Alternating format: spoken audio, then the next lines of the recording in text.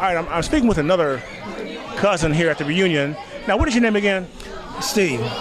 I'm Ed Hackley's son. Okay. Now, are you one of the historians here? Now, why are you doing what you're doing? Well, originally I started because my mother, when she passed, I have my great-grandfather's Bible, and she didn't know who he was. So I was like, okay, let me get started and find out. And it just kind of bloomed into doing everybody, because a lot of the younger kids don't know who we are. So that's pretty much it. But, you know, a lot of times when people start researching things or start trying to document different things, they start out real strong, but then the interest wanes and they just give up on it. How have you been able to stick with it over these years? Well, actually, this keeps me going, because like when Mom passed, and you know, she passed in 2011. I'm still not past all that, and that keeps me going because it keeps her alive to me, and her great-grands and her grandkids. You know, I'll have that information for them, so if they ever are interested in really knowing, you know, our background, because so many people can say, well, yeah, you're related to so-and-so on this side, but that's not true. You know, there are a lot of play cousins, there are a lot of play brothers and sisters, and, you know, but they don't meet the criteria really for family. And with the younger ones coming up now, I don't know half of my young cousins. I don't know half of their kids. I don't know who they are, know anything about them, where they live.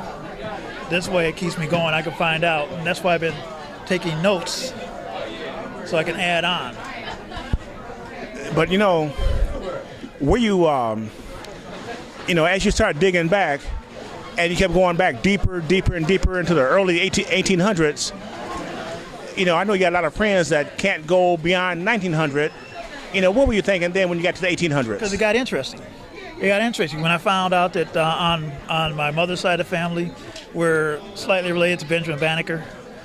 On the Hackley side of the family, the relatives that we have back in the history. And it's like, you know, the stuff that's not taught in the books. And if you don't really know, and you don't have time to go to Covert to find out, a lot of people don't know that the Hackleys are one of the founding families of Covert. Of what? Of Covert, Michigan. You know, there's a lot of information there. You know, the first barber shop, Bert's first barber shop, and they just don't know. Wait, now you caught me off guard on that one. Where is Covert, C-O-L-V-E-R-T?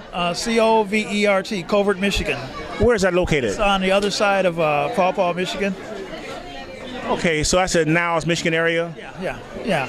And plus with all the family that we have that are from our past, our elders that are in Cassopolis and the grave sites there, and you know, because that's basically what I've done. When I get time to do it, I go to the grave sites. And before I go there, I find out all the plot lines and where they could be, and then I go and I get their names, and then that's where I get my information off.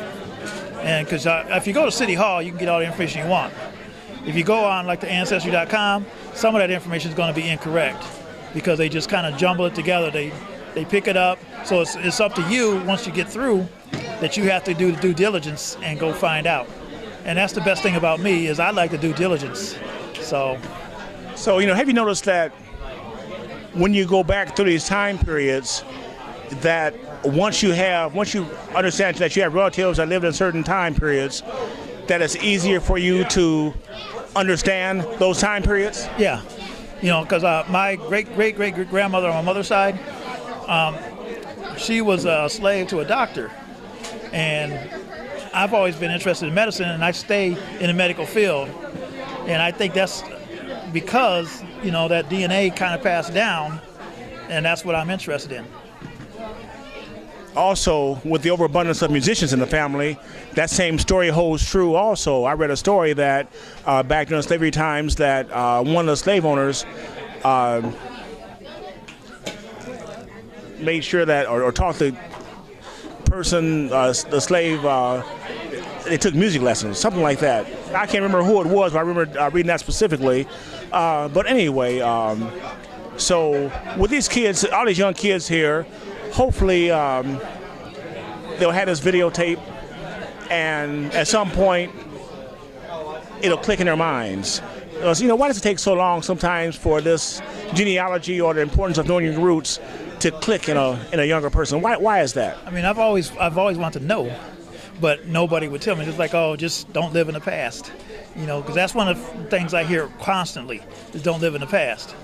Well, you know, if you don't know your past, you're going to repeat it. So I like to just keep on moving, and I'm moving forward, but I don't have any children. So basically, I'm doing this so my nieces and nephews, hopefully, will bring it back. Because I mean, when Roots was first put out on television when I was a kid, everybody wanted to do it then. That put something in my mind, but I never did. Now, you know, now I've reached the age. I tell everybody I'm 21. I'm gonna stay 21 the rest of my life. So, you know, I figure I got plenty of time to get it all together. So I've been working on it since 2011, and you know, I've got some good information. Interesting. Because I was watching Roots also, and at that point in time, while Roots was on, I was going back to the books, and that's when I first discovered that there were black Hackleys in Fort Wayne, which I mean not black Hackleys, Hackleys in Fort Wayne who were white, and I couldn't, you know, I knew that from that time at Roots, but it took me years later where I just stumbled across things.